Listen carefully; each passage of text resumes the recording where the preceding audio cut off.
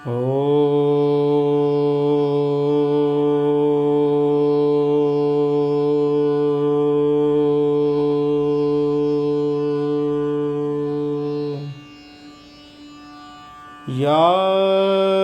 कुन्देन्दु तुषारहारधवला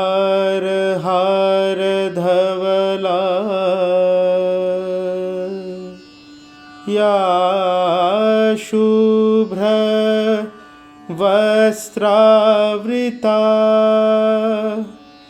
या वीणा वरदण्डमण्डितकरा या श्वेतपद्मासना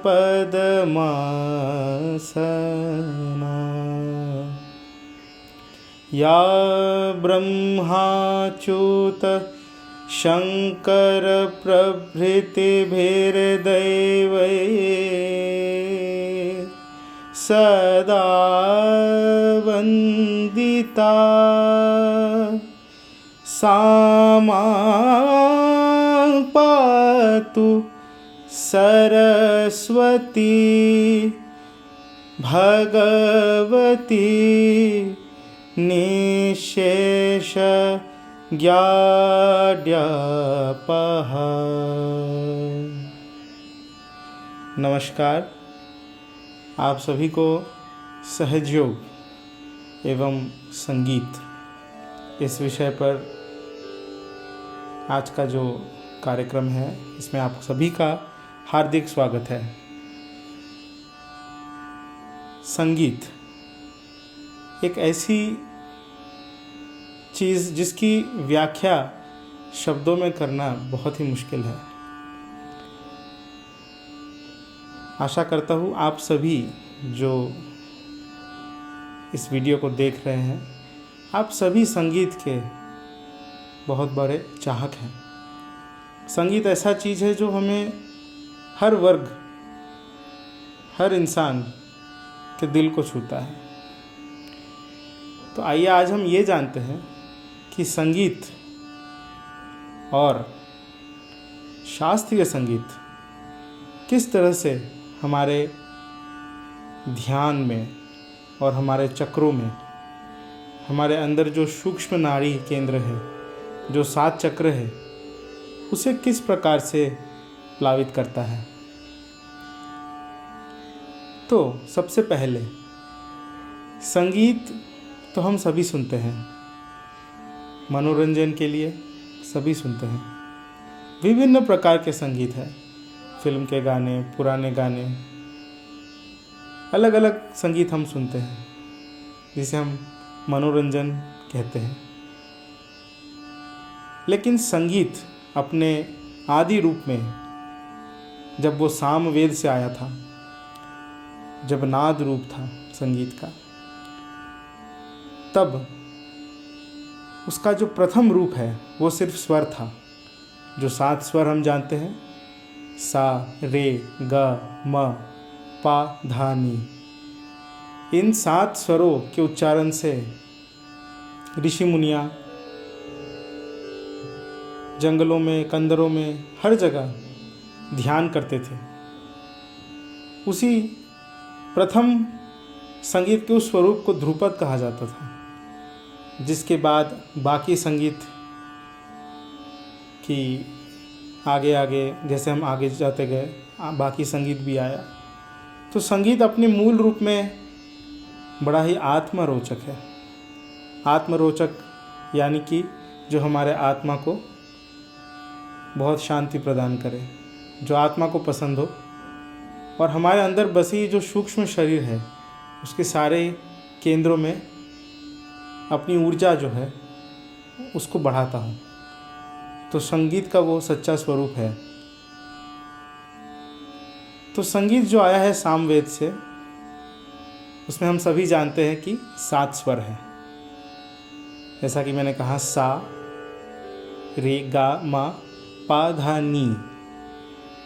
तो सहयोग में श्री माता जी निर्मला देवी, जिन्होंने हमें सहयोग सिखाया है, श्री माता जी ने बड़े आसान भाषा में हमने ये समझाया कि किस प्रकार हर एक स्वर और हर एक चक्र आपस में जुड़े हुए हैं।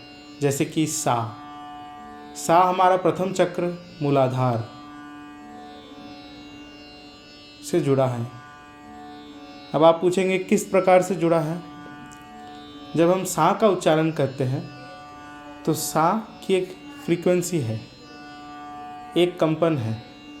उस कंपन के साथ हमारे उसी चक्र के जो कंपन, जो फ्रीक्वेंसी है, उसमें रेजोनेंस होता है। उसके वजह से उस चक्र में ऊर्जा की वृद्धि होती है और हमारा वो चक्र और बेहतर होता है।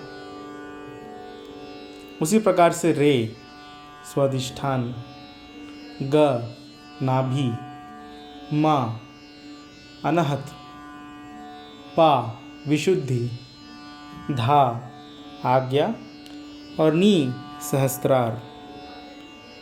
ये 7 स्वर हमारे शरीर के अंदर एक एक चक्र को दर्शाते हैं। तो अभी हम ये देखेंगे कि किस प्रकार ये 7 स्वर के द्वारा हम ध्यान कर सकते हैं। तो आइए हम लोग कुछ देर के लिए इसी 7 स्वरों से अपना ध्यान करते हैं। सर्वप्रथम हम अपना दोनों हाथ श्री माता जी की ओर करेंगे। श्री माता जी के तस्वीर को आप देखते देखते धीरे धीरे अपना दोनों आंखें बंद कर लें। अपना चित्त संपूर्ण अपने अंदर ले लें। एक गहरी सांस, एक लंबी सांस ले लें। सांस लेकर उसे थोड़ी देर पकड़े रहें, फिर धीरे से उसे बाहर निकालें।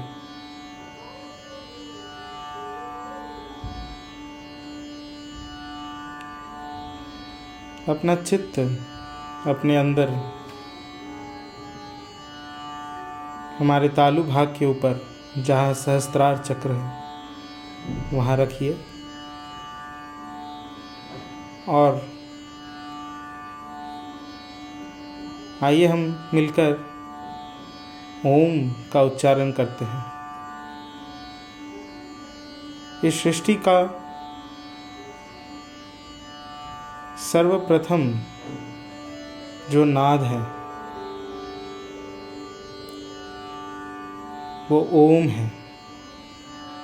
शास्त्रीय संगीत में कहा जाता है कि ओम से पूरी सृष्टि का प्रारंभ हुआ। आइए उसी ओम का उच्चारण एक लंबी सांस लेकर पूरे दिल से अपना चित्त सहस्त्रार में रखते हुए करेंगे।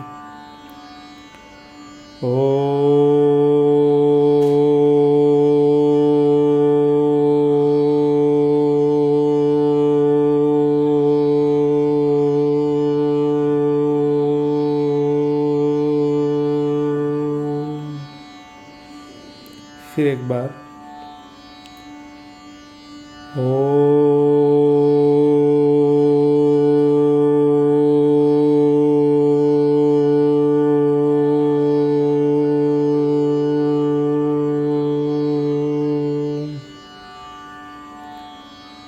एक और आखिरी बार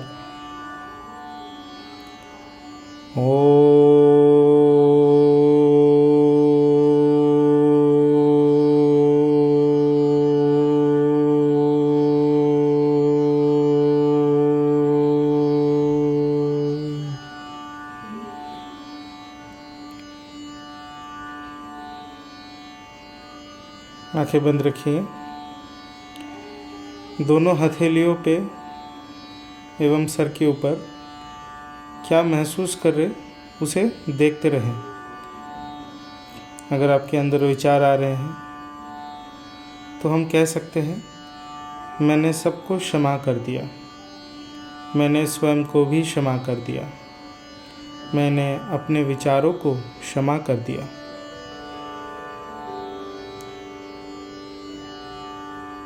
आइए हम एक एक चक्र पे उनके जो स्वर है उस स्वर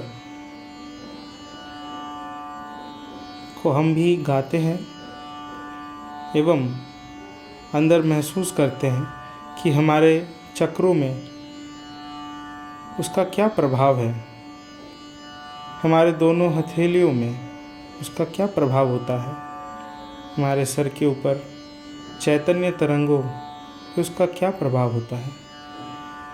तो आइए सबसे पहले मूलाधार पे मिलकर गाएंगे सा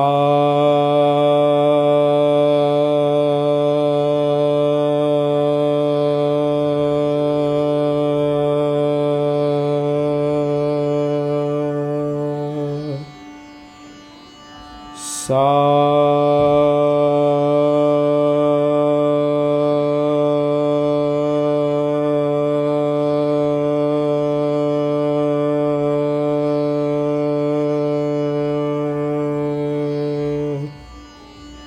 जब तक सांस रहे तब तक चित्त सहस्त्रार में रखिए। एक प्रसन्न चित्त होकर अपने अंदर देखते रहिए कि अपने विचारों में कमी हुई है कि नहीं। अगला स्वर रे, स्वादिष्ठान चक्र। रे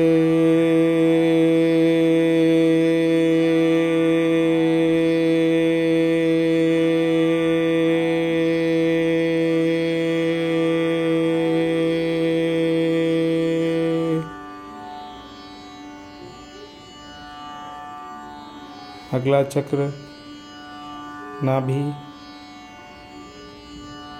एवं भवसागर। स्वर है गा। गा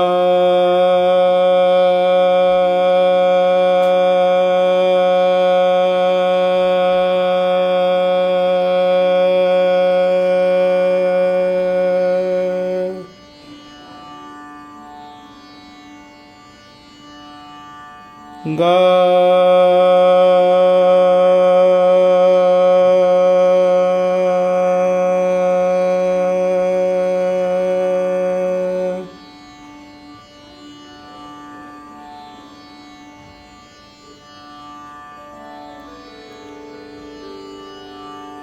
अगला चक्र है अनाहत।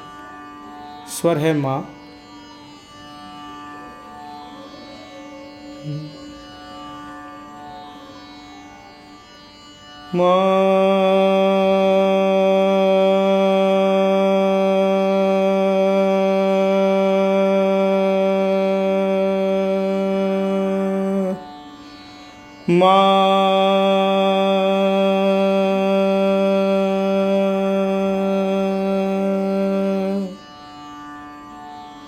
अगला चक्र विशुद्धि। स्वर है पा।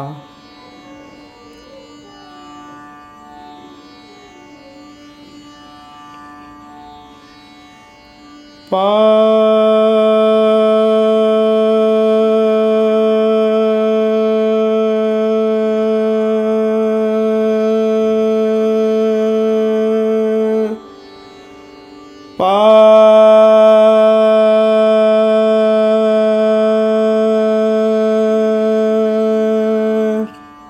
अगला स्वर है धा। आज्ञा चक्र।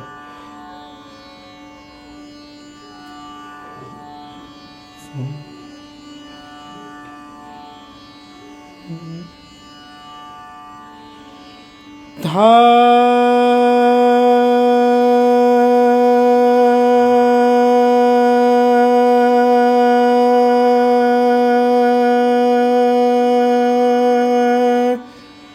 धा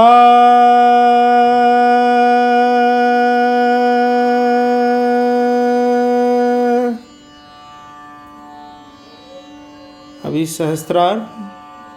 स्वर है नी। नी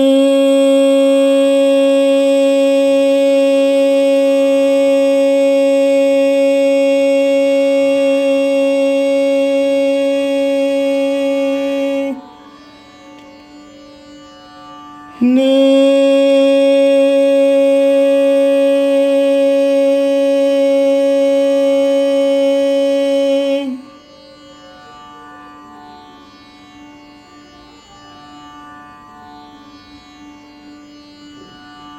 यही 7 स्वर एक सप्तक बनाते हैं। आइए हम साथ में गाते हैं। सा रे गा मा पा धा नी सा नी धा पा मा गा रे सा।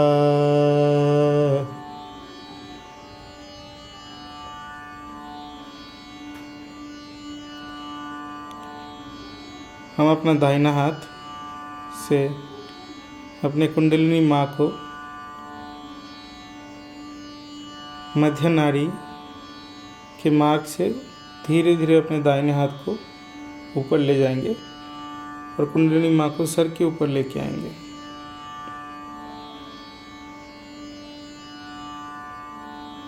धीरे से अपने कुंडलिनी को आप मध्य मार्ग से अपने दाहिने हाथ से ऊपर लेते आइए और सर के ऊपर ले आइए।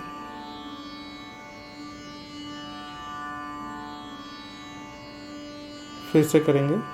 मध्य मार्ग से कुंडलिनी माँ को ऊपर लेके आना है और सर के ऊपर।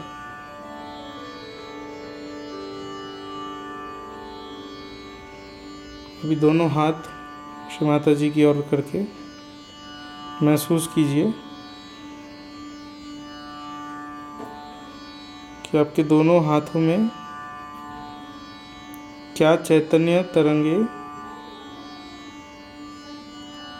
की प्रवाह बढ़ी है कि नहीं। चैतन्य तरंगे बढ़ी है कि नहीं। क्या पहले से मैं ज़्यादा शांत महसूस कर रहा हूँ खुद को। क्या मेरे विचार पहले से कम हुए हैं।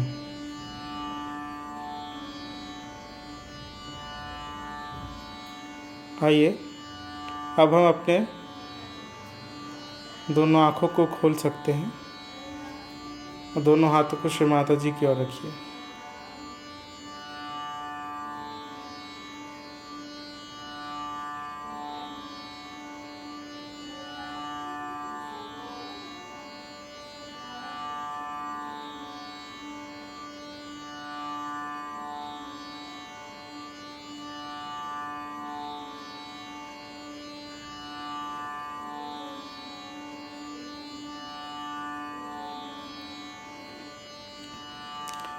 तो हमने जो अभी ध्यान की प्रक्रिया की, आशा करते हैं पहले से थोड़ा और शांत महसूस कर रहे हैं हम अंदर। ऐसा ही ध्यान अगर हम नियमित अपने घर पे सुबह शाम 10-15 मिनट करेंगे तो हमें व्यापक रूप से हमारे जीवन में परिवर्तन महसूस होगा। आप इसी तरीके से अपने 7 चक्रों पे ध्यान कर सकते हैं। संगीत बहुत बड़ा सहायक माध्यम है।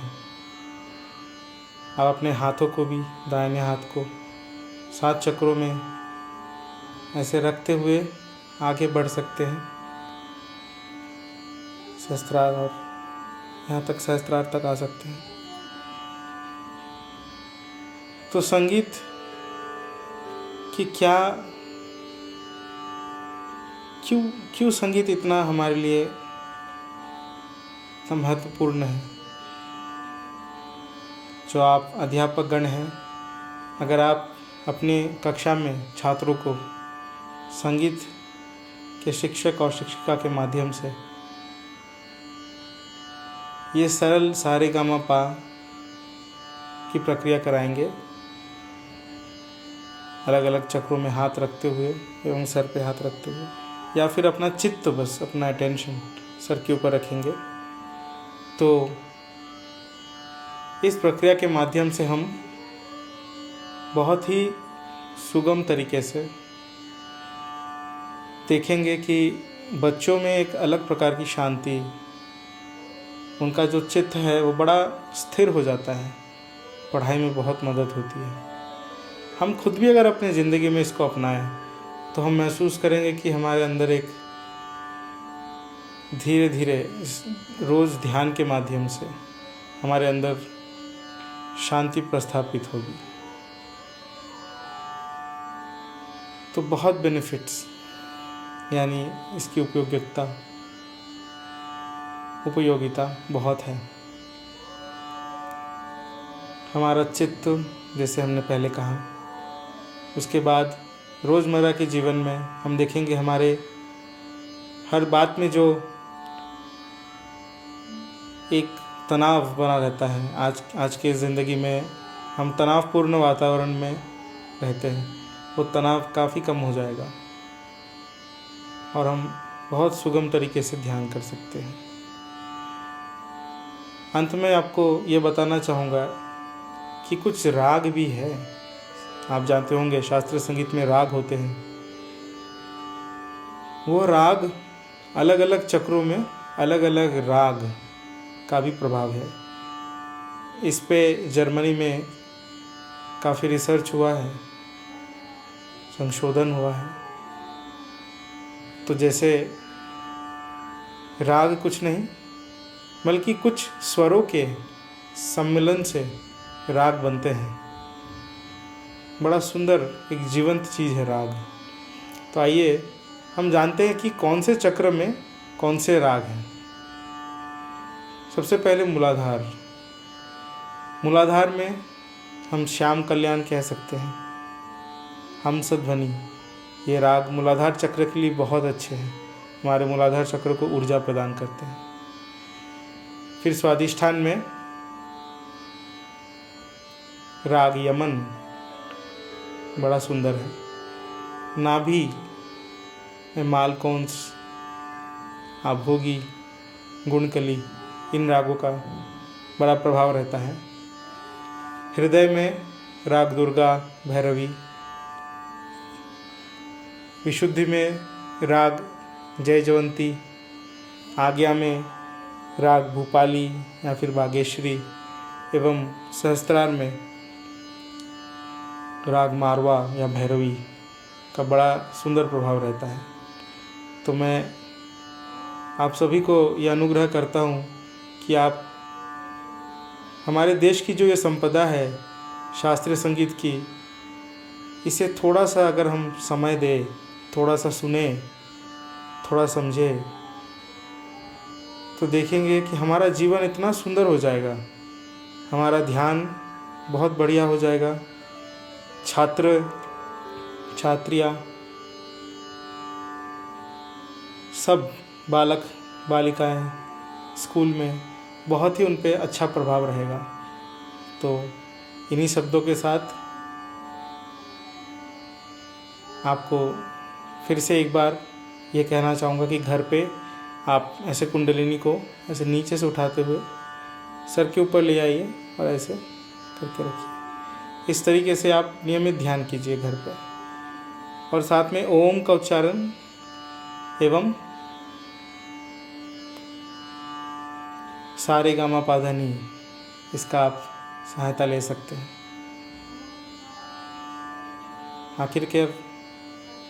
आखिर में मैं श्री माता जी को धन्यवाद देना चाहूँगा, जिन्होंने हमें इतना